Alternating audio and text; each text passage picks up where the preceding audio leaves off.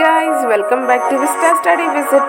So today we are going to start a new lesson, A Wrong Man in Workers' Paradise, which is written by Rabindranath Tagore. Don't worry guys, the explanation will be bilingual both in English and Kannada. So now let us start our class lesson guys. Pre-reading activity. If you have a garden, you grow not only coconuts, vegetables and fruits but also roses. Why? Discuss this pre-reading activity in your class. Pre-reading activityಯ ಪ್ರಕಾರ ನಿಮ್ಮಲ್ಲಿ ನಿಮ್ಮ ಸ್ವಂತ ವನ ಒಂದು ಇದ್ದರೆ ನೀವು ಅದರಲ್ಲಿ ತೆಂಗಿನಕಾಯಿ, ಅದರ ಜೊತೆ ಹಣ್ಣುಗಳು, ಅದರ ಜೊತೆ ತರಕಾರಿಗಳು ಮತ್ತು ಗುಲಾಬಿ ಹೂಗಳನ್ನು ಕೂಡ ಬೆಳೆಯಬಹುದು. ಏಕೆ? ಇದಕ್ಕೆ ಉತ್ತರವನ್ನು ನೀವು ನನಗೆ ಕಮೆಂಟ್ ಮಾಡಬೇಕು ಸ್ನೇಹಿತರೆ. So now let us start our main lesson. First line, the man had never believed in mere utility. The man had never believed in mere utility ಅಂತಂದರೆ ಯಾವತ್ತೂ ಆ ಮನುಷ್ಯ ಹಾರ್ಡ್ ವರ್ಕ್, ಶ್ರಮಪಟ್ಟು ಕೆಲಸ ಮಾಡುವುದನ್ನು ಕಲಿತೇ ಇಲ್ಲ ಮತ್ತು ಅದನ್ನು ಯಾವತ್ತೂ ನಂಬಿಲ್ಲ ಅಂತ ಅರ್ಥ. ಓಕೆನಾ? Second para, having had no useful work he indulged in mad whims. He made little pieces of sculptures, men, women and castles, quaint earthen things dotted over with seashells. He painted, thus he wasted his time on all that was useless, needless. People laughed at him. At times he vowed to shake off his whims, but they lingered in his mind. ಇಲ್ಲಿ ಏನಾಗುತ್ತೆ, second ಪ್ಯಾರಾಗ್ರಾಫ್ದಲ್ಲಿ ಅವನು ಯಾವುದೇ ರೀತಿಯ ಕೆಲಸ ಮಾಡ್ತಿರ್ಲಿಲ್ಲ. ಅದರ ಜೊತೆ ತನ್ನ ಇಡೀ ದಿನವನ್ನು ಸ್ಕಲ್ಪ್ಚರ್ಸ್ ಅಂತಂತಂದರೆ ಸಣ್ಣ ಪುಟ್ಟ ಮೂರ್ತಿಗಳು, ಮಣ್ಣಿನ ಮೂರ್ತಿಗಳು, ಮನುಷ್ಯರ ಮೂರ್ತಿಗಳು ಮತ್ತು ಕಾಡಲ್ಲಿ ಇರೋ ಪ್ರಾಣಿಗಳ ಮೂರ್ತಿಗಳು ಮತ್ತು ನಮ್ಮ ಸುತ್ತಮುತ್ತಲೇ ಎಲ್ಲ ಓಡಾಡೋ ಪ್ರಾಣಿಗಳ ಮೂರ್ತಿಗಳು, ಚಿಕ್ಕ ಚಿಕ್ಕ ಚಿಕ್ಕ ಮೂರ್ತಿಗಳನ್ನು ಮಾಡಿ ಅದನ್ನು ಪೇಂಟ್ ಮಾಡೋದರಲ್ಲಿ ಮತ್ತು ಸೀಶೆಲ್ಸ್ ಅಂತಂದರೆ ಶಂಕುಗಳು ಅಥವಾ ಸಮುದ್ರ ತೀರದಲ್ಲಿ ಸಿಗುವಂತಹ ಸಾಮಾನುಗಳನ್ನು ಸಂಗ್ರಹಿಸುವುದೇ ಒಂದು ಕೆಲಸ ಆಗಿಬಿಟ್ಟಿರುತ್ತೆ ಅವನು ಯಾವುದೇ ರೀತಿಯ ಶ್ರಮಪಟ್ಟು ಕೆಲಸ ಮಾಡೋದರಲ್ಲಿ ನಂಬ್ತಾ ಇರಲಿಲ್ಲ ಮತ್ತು ಅವನಿಗೆ ತನ್ನದೇ ಆದ ಒಂದು ಊಹೆಗಳಿದ್ದವು. ನೋಡಿದವರೆಲ್ಲ ಅವನ ಮೇಲೆ ನಗ್ತಾ ಇದ್ದರು. Okay, some boys seldom ply their books and yet pass their tests. A similar thing happened to this man. He spent his earth life in useless work, and yet after his death the gates of heaven opened wide for him. Third ಪ್ಯಾರಾದಲ್ಲಿ ಏನಾಗುತ್ತೆ, ಯಾವ ಥರ ಒಬ್ಬ ವ್ಯಕ್ತಿ ಅಥವಾ ನಾವು ಮಕ್ಕಳ ಉದಾಹರಣೆನೇ ತಗೋಬೋದು, ಜಾಸ್ತಿ ಏನು ಓದ್ತಾ ಇರಲ್ಲ ಆದರೂ ಟೆಸ್ಟ್ಗಳಲ್ಲೆಲ್ಲ ಪಾಸ್ ಆಗಿ ಹೊರಗೆ ಬರ್ತಾರೆ, ಹೌದಾ? ಆ ರೀತಿ ನೋಡದಲ್ಲಿ ಇವನು ಕೂಡ ಅದರ ಭಾಗ ಆಗ್ತಾನೆ. ಇವನ ಭೂಮಿಯ ಮೇಲಿನ ಜೀವನ ತುಂಬ ಸಾಧಾರಣವಾಗಿರುತ್ತೆ. ಯಾರಿಗೇನು ಮಾಡ್ತಾ ಇರಲಿಲ್ಲ, ತನ್ನ ಸಮಯವನ್ನು ಸುಮ್ಮನೆ ವೇಸ್ಟ್ ಮಾಡ್ತಾ ಇದ್ದ. ಆದರೂ ಕೂಡ ಅವನ ಸತ್ತ ಮೇಲೆ, ಅವನ ಭೂಮಿಯ ಜೀವನ ಮುಗಿದ ಮೇಲೆ ಅವನಿಗೆ ಸ್ವರ್ಗದ ಬಾಗಿಲು ತೆರೆಯುತ್ತವೆ. ಅವನು ಇಲ್ಲಿ ಭೂಮಿಯ ಮೇಲೆ ಏನು ಮಾಡದೇ ಇದ್ದರೂ ಅವನಿಗೆ ಸ್ವರ್ಗದ ಬಾಗಿಲು ತೆರೀತವೆ. ಇವಾಗ ನಮ್ಮ ಮೇನ್ ಲೆಸನ್ ಅಥವಾ important part of the lesson start ಆಗುತ್ತೆ ಸ್ನೇಹಿತರೆ. Fourth paragraph, but the moving finger writes in even in heaven, so it came to pass that the aerial messenger who took charge of the man made a mistake and found him a place in workers paradise. ನಾಲ್ಕನೇ ಪ್ಯಾರಾದಲ್ಲಿ ಏನಿದೆ, moving finger ಅಂತಂದರೆ ಹಣೆ ಬರ ಬರೆಯುವ ಕೈ ಏನು ಮಾಡುತ್ತೆ, ಅವನಿಗೆ ಸ್ವರ್ಗದ ಬಾಗಿಲನ್ನು ತೆರೆದುಕೊಡುತ್ತೆ. ಆದರೆ ಏರಿಯಲ್ ಮೆಸೆಂಜರ್ ಅಂದರೆ ದೂತರು ಅಂತ ನಾವು ಹೇಳ್ತೀವಿ.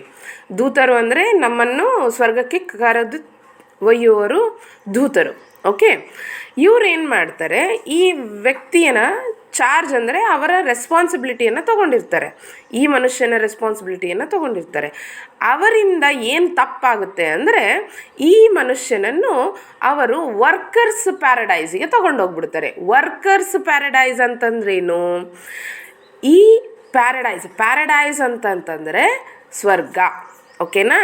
ವರ್ಕರ್ಸ್ ಪ್ಯಾರಡೈಸ್ ಅಂತಂದರೆ ಕೆಲಸ ಮಾಡುವವರ ಸ್ವರ್ಗ. ಓಕೆ, 5ನೇ ಲೈನಲ್ಲಿ ನೋಡಿ, in this paradise you find everything except leisure. ಈ ಸ್ವರ್ಗದಲ್ಲಿ ನಿಮಗೆ ಎಲ್ಲ ಸಿಗುತ್ತೆ ಎಕ್ಸೆಪ್ಟ್ ಲೀಜರ್ ಅಂದರೆ ಖಾಲಿ ಸಮಯ.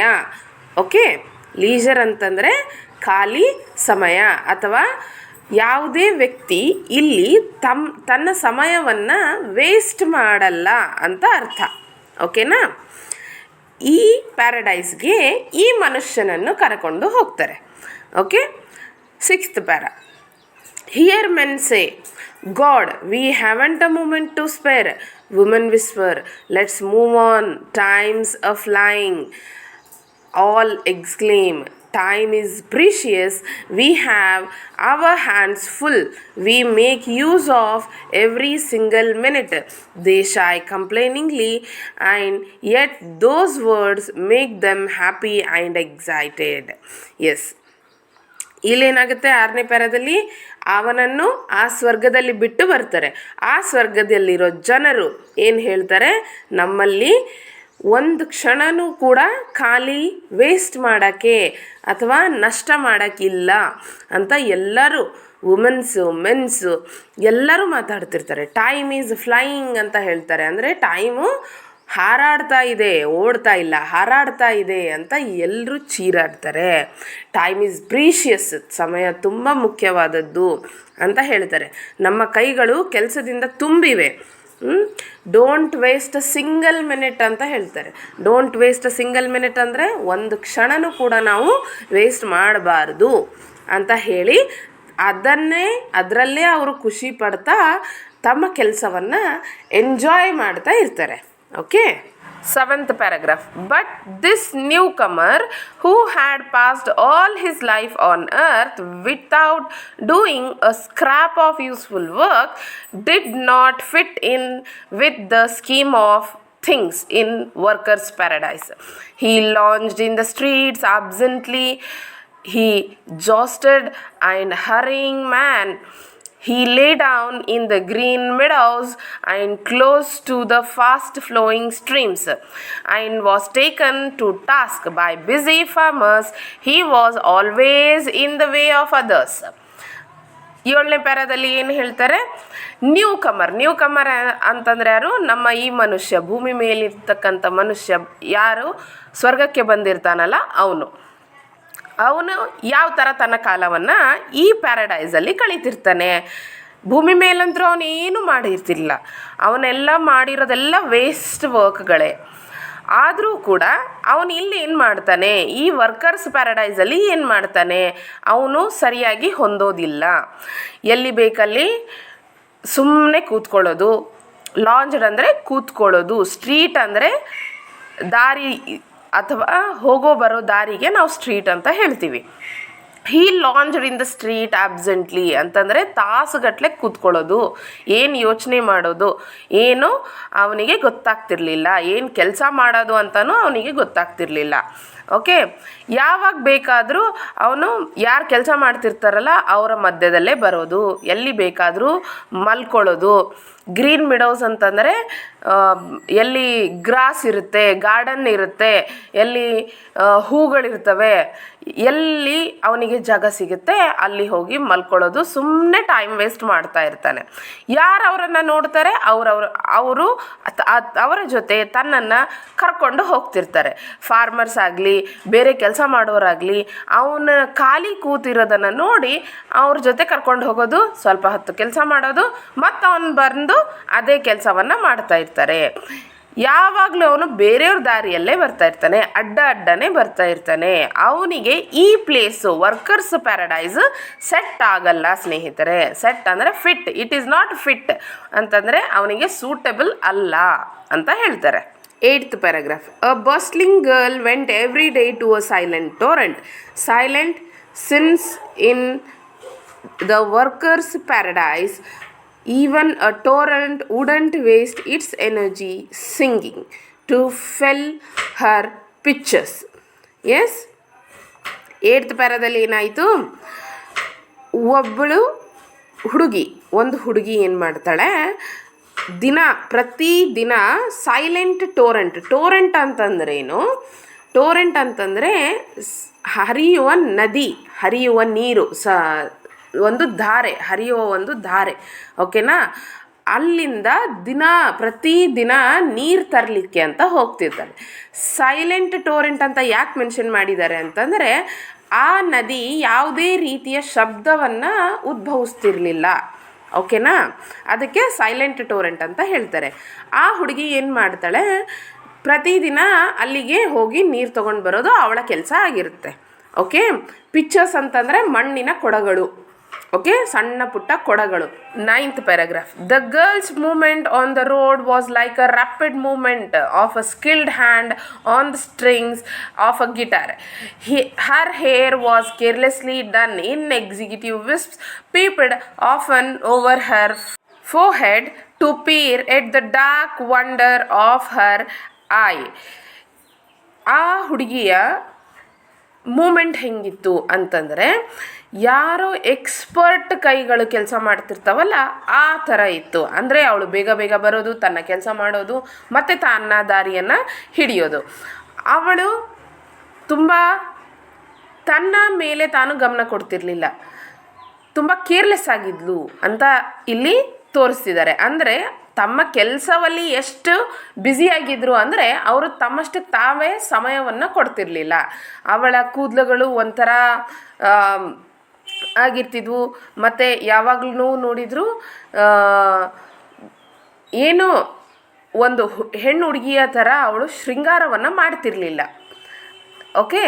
ಯಾವಾಗಲೂ ಅವಳ ಹಣೆಯ ಮೇಲೆ ಚಿಂತೆಯ ಗೆರೆಗಳು ಕಾಣಿಸಿಕೊಳ್ಳುತ್ತಿದ್ದವು.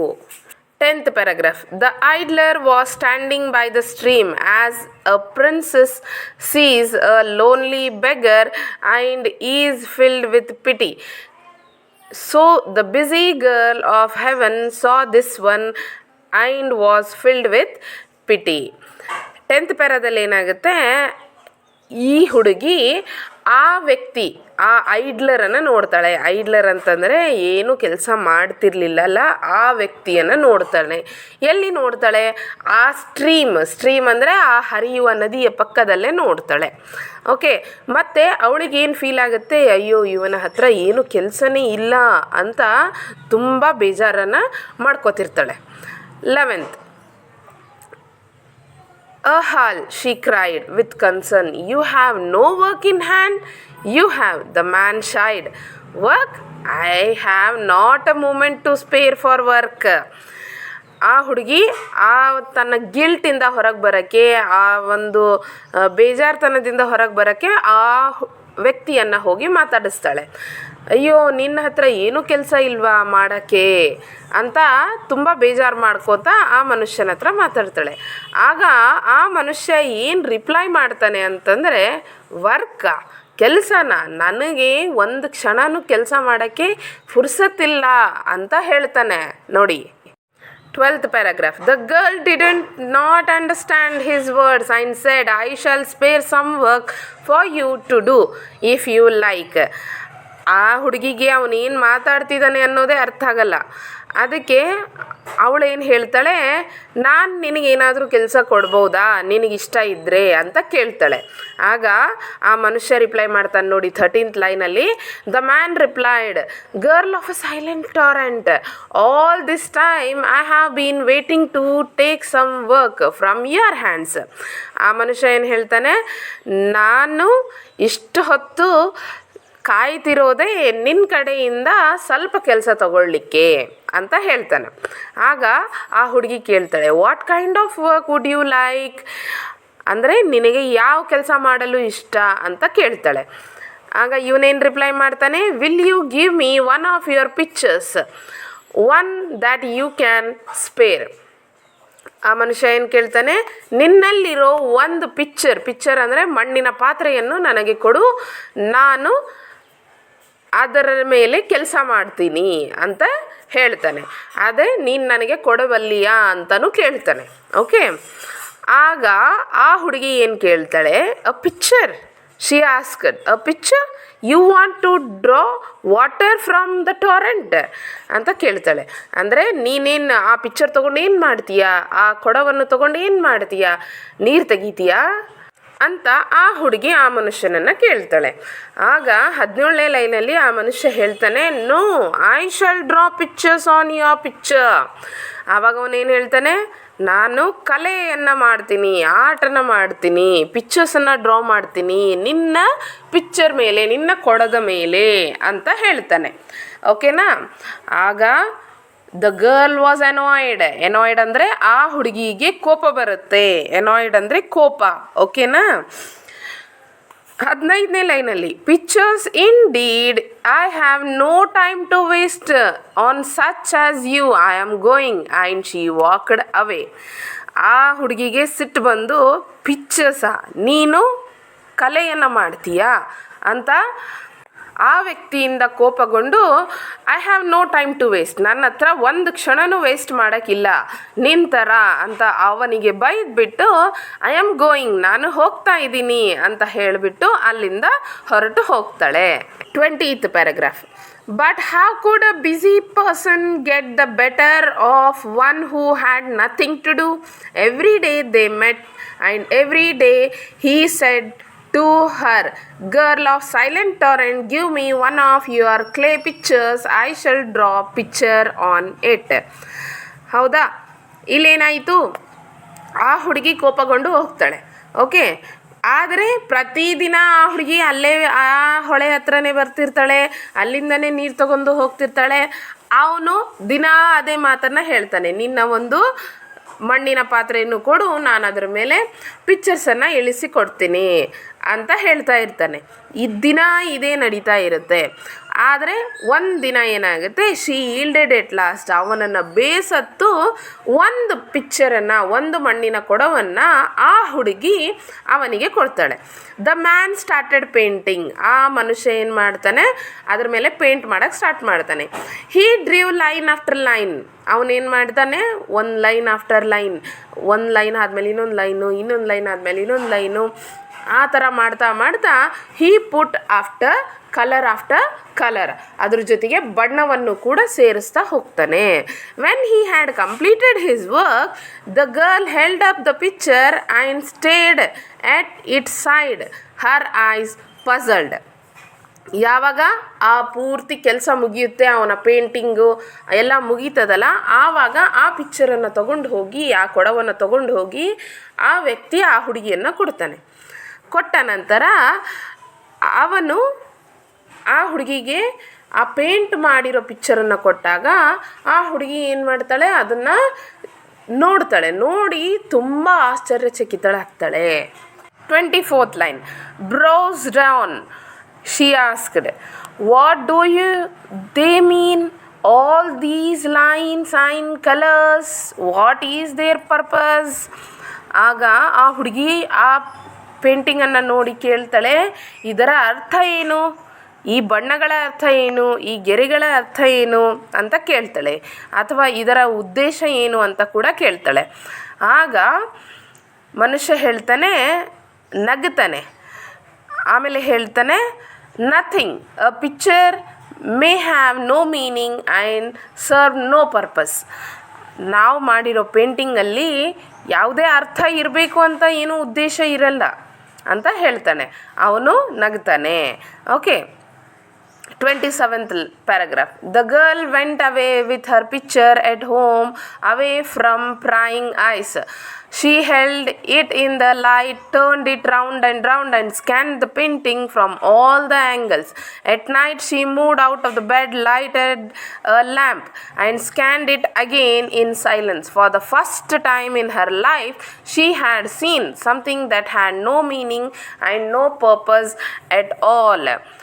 ಇಲ್ಲೇನಾಯಿತು, ಆ ಹುಡುಗಿ ಆ ಪಿಕ್ಚರನ್ನು ತಗೊಂಡು ಆ ವ್ಯಕ್ತಿಯ ಮಾತುಗಳನ್ನು ಕೇಳಿ ಮನೆಗೆ ಹೊರಡ್ತಾಳೆ.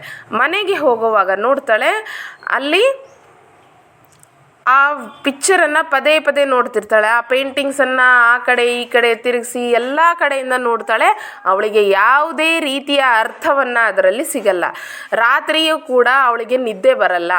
ಆ ಸಮಯದಲ್ಲಿ ದೀಪವನ್ನು ಹಚ್ಚಿಕೊಂಡು ಕೂಡ ನೋಡ್ತಾಳೆ.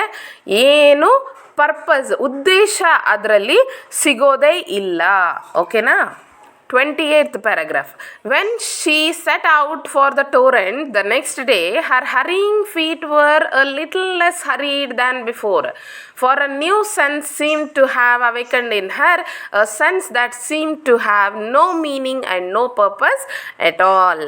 ಇಲ್ಲೇನಾಯಿತು 28ನೇ ಪ್ಯಾರಾಗ್ರಾಫ್ದಲ್ಲಿ, ಮರುದಿನ ಬೆಳಿಗ್ಗೆ ಅವಳು ಹೇಳ್ತಾಳೆ, ಮತ್ತೆ ನದಿಯ ಹತ್ರ ಹೋಗಬೇಕು, ನೀರು ತರಬೇಕು ಅಂತ ಅವಳ ಪ್ರತಿದಿನದ ಗತಿ ಏನಿರ್ತದಲ್ಲ ಅದು ಸ್ವಲ್ಪ ಕಡಿಮೆ ಆಗುತ್ತೆ. ಆ ಗತಿ ಕಡಿಮೆ ಆಗುತ್ತೆ. ಅದರಲ್ಲೂ ಕೂಡ ಏನೂ ಅರ್ಥ ಇರಲಿಲ್ಲ. ಅವಳ ಗತಿ ಕಡಿಮೆ ಆಗೋದಕ್ಕೂ ಕೂಡ ಏನೂ ಅರ್ಥ ಇರಲಿಲ್ಲ. ಅವಳು ಮೊದಲೇ ಹೇಗಿದ್ಲು, ಒಂಥರ ಮಷೀನ್ ಇದ್ದಂಗಿದ್ಲು. ಬೇಗ ಬೇಗ ಹೋಗೋದು, ನೀರು ತರೋದು, ಮತ್ತು ವಾಪಸ್ ತನ್ನ ದಾರಿಯನ್ನು ಹಿಡಿಯೋದು. ಆದರೆ ಈ ಸಲ ಏನಾಯಿತು, ಅವಳ ಗತಿ ಕಡಿಮೆ ಆಯಿತು. ಅವಳು ಆರಾಮಾಗಿ ಹೋಗ್ತಾ ಇದ್ದಾಳೆ. ಆದರೆ ಅವಳಿಗೆ ಅಲ್ಲಿ ಏನೂ ಉದ್ದೇಶ ಕಾಣಿಸ್ತಾ ಇಲ್ಲ. ಅವಳಲ್ಲಿ ಈ ಬದಲಾವಣೆ, ಒಂದು ರಾತ್ರಿಯಲ್ಲಿ ಈ ಬದಲಾವಣೆ ಕಂಡುಬರುತ್ತೆ. She saw the painter standing by the torrent and asked in confusion, "What do you want of me?" ಅದೇ ರೀತಿ ಪ್ರತಿದಿನದ ರೀತಿ ಪಿಕ್ಚರ್ಗಳಲ್ಲಿ ನೀರನ್ನು ತುಂಬಲು ಹೋಗುವಾಗ ಅಲ್ಲಿ ಮತ್ತೆ ಪೇಂಟರನ್ನು ನೋಡ್ತಾಳೆ, ಆ ವ್ಯಕ್ತಿಯನ್ನು ನೋಡ್ತಾಳೆ. ನೋಡಿದ ಮೇಲೆ ಅವಳಿಗೆ ಕನ್ಫ್ಯೂಷನ್, ಮನಸ್ಸಲ್ಲಿ ಗೊಂದಲ ಸ್ಟಾರ್ಟ್ ಆಗುತ್ತೆ. ಗೊಂದಲದಲ್ಲಿ ಕೇಳ್ತಾಳೆ, ನಿನಗೆ ನನ್ನಿಂದ ಏನು ಬೇಕು ಅಂತ ಕೇಳ್ತಾಳೆ. ಆಗ ಆ ಮನುಷ್ಯ ಏನು ಹೇಳ್ತಾನೆ, only some more work from your hands. What kind of work would you like? ಮತ್ತೆ ಹೇಳ್ತಾನೆ, ನನಗೆ ಕೆಲಸ ಬೇಕು, ನಿನ್ನ ಕಡೆಯಿಂದ ಕೆಲಸ ಬೇಕು ಅಂತ ಹೇಳ್ತಾನೆ. ಆಗ ಈ ಹುಡುಗಿ ಕೇಳ್ತಾಳೆ, ಯಾವ ಥರದ ಕೆಲಸ, ಏನು ಕೆಲಸ ಅಂತ ಕೇಳ್ತಾಳೆ. Let me make a colored ribbon for your hair, he answered. And what for? Nothing. ಆಗ ಮನುಷ್ಯ ಏನು ಹೇಳ್ತಾನೆ, ನಾನು ನಿನಗೋಸ್ಕರ ಕಲರ್ಡ್ ರಿಬ್ಬನ್ಸನ್ನು, ನಿನ್ನ ಜಡೆಗೋಸ್ಕರ ಕಲರ್ಡ್ ರಿಬ್ಬನ್ಸನ್ನು ತಯಾರಿಸ್ತೇನೆ ಅಂತ ಹೇಳ್ತಾನೆ. ಆಗ ಆ ಹುಡುಗಿ ಹೇಳ್ತಾನೆ, ಯಾಕೆ ಅಂತ ಕೇಳಿದ್ರೆ, ಯಾಕೂ ಇಲ್ಲ, ಸುಮ್ಮನೆ ಅಂತ ಹೇಳ್ತಾನೆ. 36th paragraph. Ribbons were made bright with colors. The busy girl of Workers' Paradise had now to spend a lot of time every day trying the colored ribbon around her hair. The minutes slipped by unutilized. Much work was left unfinished. ಇಲ್ಲೇನಾಯಿತು, ಇವಾಗ ಆ ಮನುಷ್ಯ ಆ ಹುಡುಗಿಯನ್ನು coloured ರಿಬ್ಬನ್ಸನ್ನು ಮಾಡಿ ಕೊಡ್ತಾನೆ. ಈಗ ಆ ಹುಡುಗಿ ಹತ್ರ ತುಂಬಾ ಸಮಯ ಇದೆ. ಅವಳು ಇಡೀ ದಿನವನ್ನು ತನ್ನ ಜಡೆ ಮಾಡೋದ್ರಲ್ಲೇ ವ್ಯಸ್ತವಾಗಿರ್ತಾಳೆ. ಅವಳಿಗೆ ಗೊತ್ತೇ ಆಗಲ್ಲ, ಯಾವ ಥರ ಸಮಯ ಹೋಯಿತು ಅನ್ನೋದೇ ಗೊತ್ತಾಗಲ್ಲ. ಎಲ್ಲ ಕೆಲಸ ಹಾಗೆ ಉಳಿದಿರುತ್ತೆ. ಮತ್ತು ಎಲ್ಲ ಟೈಮು ಅನ್ಯೂಟಿಲೈಸ್ಡ್ ಅಂತಂದರೆ ಆ ಸಮಯವನ್ನು ಅವಳು ಉಪಯೋಗಿಸ್ತಾನೇ ಇರಲಿಲ್ಲ. ಎಲ್ಲ ದಿನವನ್ನು ಬೇರೆ ಬೇರೆ ಬೇರೆ ರಿಬ್ಬನ್ಸ್ಗಳಿಂದ ತನ್ನ ಜಡೆಯನ್ನು ಶೃಂಗರಿಸೋದಕ್ಕೆ ಆ ಕಾಲವನ್ನು ಕಳೀತಾ ಇರ್ತಾಳೆ. In Workers' Paradise, work hard of late began to suffer. Many persons who had been active before were now idle, wasting their precious time on useless things such as painting and sculptures. ಈ ಮನುಷ್ಯದಿಂದಾಗಿ ಆ workers ಪ್ಯಾರಡೈಸಲ್ಲಿ ಎಲ್ಲ ಕೆಲಸಗಳು ಲೇಟಾಗಿ start ಆಗೋದು ಮತ್ತು ಎಲ್ಲ ಸಮಸ್ಯೆಗಳು ಉದ್ಭವವಾಗೋಕ್ಕೆ start ಆಯಿತು. ಎಲ್ಲರೂ ಲೇಝಿ ಆಗ್ತಾ ಇದ್ರು ಆ ಮನುಷ್ಯನನ್ನು ನೋಡಿ. ಓಕೆ, ಮತ್ತು ತಮ್ಮ ತುಂಬ ಅಮೂಲ್ಯವಾದ ಸಮಯವನ್ನು ವೇಸ್ಟ್ ಮಾಡ್ತಾಯಿದ್ರು. ಯಾವ ಥರ ವೇಸ್ಟ್ ಮಾಡ್ತಾಯಿದ್ರು? ಪೇಂಟಿಂಗ್ ಮಾಡೋದರಲ್ಲಿ, ಸ್ಕಲ್ಪ್ಚರ್ಸ್ ಮಾಡೋದರಲ್ಲಿ ವೇಸ್ಟ್ ಮಾಡ್ತಾಯಿದ್ರು. ಯಾರು ಕೇರ್ ಮಾಡ್ತಾ ಇರಲಿಲ್ಲ ತಮ್ಮ ಸಮಯವನ್ನು. ಇದು ವರ್ಕರ್ಸ್ ಪ್ಯಾರಡೈಸಲ್ಲಿ ಮುಂಚೆ ಆಗಿರಲಿಲ್ಲ. 38th paragraph. The elders became anxious. The meeting was called. All agreed that such a state of affairs had so far been unknown in the history of workers' paradise.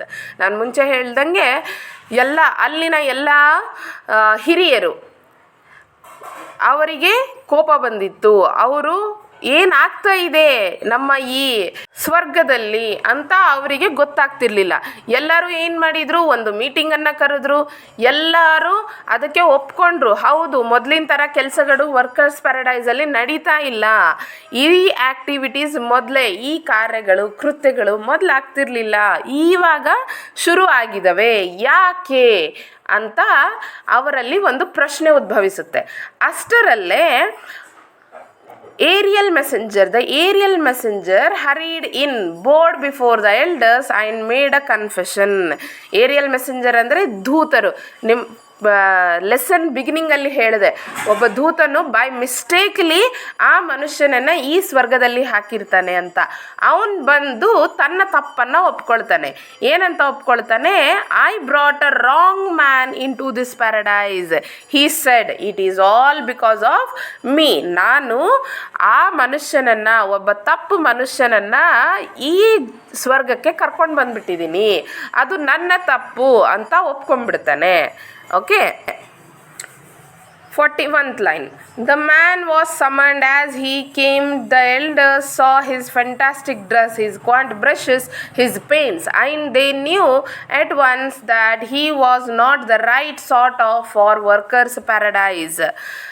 ಈಗ ಈ ಎಲ್ಲ ಮೀಟಿಂಗ್ ಎಲ್ಲ ಆದಮೇಲೆ ಆ ದೂತ ತನ್ನ ತಪ್ಪನ್ನು ಒಪ್ಕೊಂಡ ಮೇಲೆ ಆ ಮನುಷ್ಯನನ್ನು ಕರೆ ಕಳಿಸ್ತಾರೆ. ಆಗ ಅವನ ಡ್ರೆಸ್ಸು ಮತ್ತು ಅವನ ಬ್ರಷಸ್ಸು, ಅವನ ಪೇಂಟ್ಸು ಎಲ್ಲ ನೋಡಿ ಹಿರಿಯರು ಏನು ಡಿಸೈಡ್ ಮಾಡ್ತಾರೆ ಅಂದರೆ, ಇವನು ನಮ್ಮ ಸ್ವರ್ಗಕ್ಕೆ ಸೂಟಬಲ್ ಅಲ್ಲ, ಇವನು ಸರಿಯಾದ ವ್ಯಕ್ತಿ ನಮ್ಮ ಸ್ವರ್ಗದಲ್ಲಿ ಅಲ್ಲ ಅಂತ ಹೇಳ್ತಾರೆ.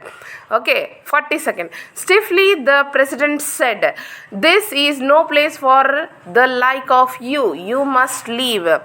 ಆಗ ಆ ಮೀಟಿಂಗ್ನ ಅಧ್ಯಕ್ಷರಾಗಿರ್ತಕ್ಕಂಥ ಹಿರಿಯರು ಹೇಳ್ತಾರೆ, ಇದು ನಿನ್ನ ಸ್ಥಳ ಅಲ್ಲ, ಈ ಜಾಗ ನಿನಗೆ ಸರಿಯಲ್ಲ, ನೀನು ಇಲ್ಲಿಂದ ಹೋಗಬೇಕು ಅಂತ ಆ ಮನುಷ್ಯನನ್ನು ಪಾಯಿಂಟ್ ಔಟ್ ಮಾಡಿ ಹೇಳ್ತಾರೆ. ಆಗ ಆ ಮನುಷ್ಯ ಏನು ಮಾಡ್ತಾನೆ, the man sighed in relief and gathered up his brushes, paints, but as he was about to go, the girl of a silent torrent came up tripping and cried with wait a moment, I shall come with you. ಇಲ್ಲೇನಾಗ್ತಾ ಇದೆ, ಆ ಮನುಷ್ಯ ಏನು ಮಾಡ್ತಾನೆ, okay ಆಯಿತು ನಾನು ಹೋಗಬೇಕಾ ಅಂತ ಹೇಳಿಬಿಟ್ಟು ತನ್ನ ಸಾಮಾನೆಲ್ಲ ಪ್ಯಾಕ್ ಮಾಡ್ತಾ ಇರ್ತಾನೆ. ತನ್ನ ಬ್ರಷಸ್ಸು, ಪೇಂಟ್ಸು ಎಲ್ಲವನ್ನು ಹೊಂದಿಸ್ಕೊತಿರ್ತಾನೆ. ಅವನು ಹೋಗುವಾಗ ಆ ಹುಡುಗಿ ಯಾರು, ಸೈಲೆಂಟ್ ಟೋರೆಂಟ್, ಅವನು ರಿಬ್ಬನ್ ಮತ್ತು ಪಿಕ್ಚರ್, ಮಣ್ಣಿನ ಪಾತ್ರೆ ಮೇಲೆ ಪಿಕ್ಚರ್ ಮಾಡಿರ್ತಾನಲ್ಲ, ಆ ಹುಡುಗಿ ಏನು ಮಾಡ್ತಾಳೆ, ವೇಟ್ ಅ ಮೂಮೆಂಟ್, ನಿಲ್ಲು, ನಾನು ಬರ್ತೀನಿ ನಿನ್ನ ಜೊತೆ ಅಂತ ಹೇಳಿಬಿಟ್ಟು ಅವನ ಜೊತೆ ಹೋಗೋಕ್ಕೆ ಸಿದ್ಧಳಾಗ್ತಾಳೆ. 44th paragraph. The elders gasped in surprise. Never before had a thing like this happened in workers' paradise. A thing that had no meaning and no purpose at all. ಇಲ್ಲೇನಾಯಿತು, ಅಲ್ಲಿರೋ ಎಲ್ಲ ಹಿರಿಯರಿಗೆ ಆಶ್ಚರ್ಯ ಆಗುತ್ತೆ. ಆ ಹುಡುಗಿ ಅವನ ಹಿಂದೆ ಹೋಗೋದನ್ನು ನೋಡಿ ಇವರು ಆಶ್ಚರ್ಯ ಪಡ್ತಾರೆ. ಈ ಒಂದು ಘಟನೆ ಎಂದು ನಮ್ಮ ವರ್ಕರ್ಸ್ ಪ್ಯಾರಡೈಸಲ್ಲಿ ಆಗಿಲ್ಲ ಅಂತ ಆಶ್ಚರ್ಯ ಆಗ್ತಾರೆ. ಯಾಕಂದರೆ ಅಲ್ಲಿ ಯಾವುದೇ ಪರ್ಪಸ್ ಇರಲಿಲ್ಲ. ಆ ಹುಡುಗಿ ಯಾಕೆ ಅವನ ಹಿಂದೆ ಹೋಗ್ತಿದ್ದಾಳಂತನೂ ಅವಳಿಗೆ ಗೊತ್ತಿಲ್ಲ. ಇಲ್ಲಿ ಕೆಲಸ ಏನಾಯಿತು, ಯಾವುದೇ ಉದ್ದೇಶ, ಯಾವುದೇ ಸ್ವಾರ್ಥ ಇಲ್ಲದೆ ಈ ಕೆಲಸಗಳು ನಡೀತಾ ಇದ್ವು ಅಂತ ಹೇಳಿಬಿಟ್ಟು ಈ ಲೆಸನನ್ನು ಮುಕ್ತಾಯಗೊಳಿಸ್ತಿದ್ದೇನೆ. ಓಕೆ, ಗ್ಲಾಸರಿಯನ್ನು ಸ್ವಲ್ಪ ನೋಡ್ಕೊಳ್ಳೋಣ. Vim, sudden desire. ವಿಮ್ ಅಂತಂದರೆ ಒಂದು ತೀಕ್ಷಣಕ್ಕಾಗಿ ಹುಟ್ಟಿರುವಂತಹ ಆಸೆ. ಡಿಸೈರ್ ಅಂದರೆ ಆಸೆ. ಓಕೆ. ಕ್ವಾಂಟ್, ಫ್ಯಾನ್ಸಿಫುಲ್, ಅಟ್ರಾಕ್ಟಿವ್ ಇನ್ ಅನ್ ಅನ್ಯೂಶುವಲ್ ವೇ, ಅಂದರೆ ಸಾಮಾನ್ಯ ಅಲ್ಲ. ಕ್ವಾಂಟ್ ಅಂದರೆ ಸಾಮಾನ್ಯ ಮನುಷ್ಯರಲ್ಲ, ತುಂಬ ಅಟ್ರಾಕ್ಟಿವ್, ತುಂಬ ವಿಚಿತ್ರ ಅಂತ ಹೇಳ್ಬೋದು. ಲಿಂಗ್, continue to exist longer than expected, ಅಂದರೆ ಯಾವುದೇ ರೀತಿಯೇ ಒಂದು ಮಿತಿ ಇರುತ್ತೆ, ಏನಾದರೂ ಒಂದು ಕೆಲಸ ಮಾಡೋಕ್ಕೆ ಮಿತಿ ಇರುತ್ತೆ. ಇಲ್ಲಿ ಆ ಮಿತಿ ಇರುವುದಿಲ್ಲ. ನಾವೆಷ್ಟು ಎಕ್ಸ್ಪೆಕ್ಟ್ ಮಾಡಿರ್ತೀವೋ ಅದಕ್ಕಿಂತ ಜಾಸ್ತಿ ಟೈಮನ್ನು ಅದು ತೊಗೊಳ್ತಿರುತ್ತೆ. Okay, ploy here read study. Ploy ಅಂದರೆ ರೀಡ್, ಓಕೆ, ಸ್ಟಡಿ ಓದು. ಮೂವಿಂಗ್ ಫಿಂಗರ್ ಫೇಟ್ ಡೆಸ್ಟಿನಿ, ನಾನು ಹೇಳಿದೆ ಹಣೆ ಬರ ಬರೆಯುವ ಕೈ ಅಂತ. Okay, Ariel messenger god's messenger ದೂತರು. Okay, elated feel delighted or elated ಅಂದರೆ ತುಂಬ ಖುಷಿ ಪಡೋದು. ಓಕೆ, ಜಾಸ್ಟಲ್ ಜಾಸ್ಟಲ್ ಅಂದರೆ ಟು ಪುಷ್ ರಫ್ಲಿ ಅಗೇನೆಸ್ಟ್, ಯಾರಿಗಾದರೂ ಒಬ್ಬರನ್ನ ದಬ್ಬೋದು ಅಥವಾ ಏನಾದರೂ ಒಂದು ಕೃತ್ಯವನ್ನು ಎಸಗೋದು. Okay, bustling moving in a hurried way. Bustling ಅಂದರೆ ಬೇಗ ಬೇಗ ಬೇಗ ಬೇಗ ಮೂವ್ ಆಗೋದು. Okay, absently without concentrating on what is happening. Absently ಅಂತಂದರೆ ನಮ್ಮ ಸುತ್ತಮುತ್ತಲು ಏನು ನಡೀತಿದೆ ಅಂತಲೇ ನಮಗೆ ಗೊತ್ತಿಲ್ಲ, ಆ ಥರ ನಾವು ಬಿಹೇವ್ ಮಾಡೋದು. ಓಕೆ, ಇದು ನಮ್ಮ ಗ್ಲಾಸರಿ. ನಿಮಗೆ ರವೀಂದ್ರನಾಥ್ ಟ್ಯಾಗೋರ್ ಅವರ ಪರಿಚಯ ಅಥವಾ ಅವರ ಬಗ್ಗೆ ಮಾಹಿತಿ ಬೇಕಿದ್ದಲ್ಲಿ ಇದೇ ಚಾನಲ್ ಮೇಲೆ ಪೋಯಟ್ಸ್ ಆ್ಯಂಡ್ ಆಥರ್ಸ್ ಪ್ಲೇಲಿಸ್ಟಲ್ಲಿ ಹೋದರೆ ರವೀಂದ್ರನಾಥ್ ಟ್ಯಾಗೋರ್ ಅವರ ಬಗ್ಗೆ ನಿಮಗೆ ಸಿಗುತ್ತೆ. ಮೇಲೆ ಐ ಬಟನ್ನಲ್ಲೂ ಕೂಡ ಹಾಕಿರ್ತೀನಿ, ಬೇಕಿದ್ದರೆ ನೋಡ್ಕೊಳ್ಳಿ. ಓಕೆ, ನಿಮಗೆ ವಿಡಿಯೋ ಮತ್ತು ಕಥೆ ಇಷ್ಟವಾದಲ್ಲಿ ಒಂದು ಲೈಕ್ ಹಾಗೂ ಸಬ್ಸ್ಕ್ರೈಬ್ ಮಾಡೋದನ್ನು ಮರಿಬೇಡಿ ಸ್ನೇಹಿತರೆ.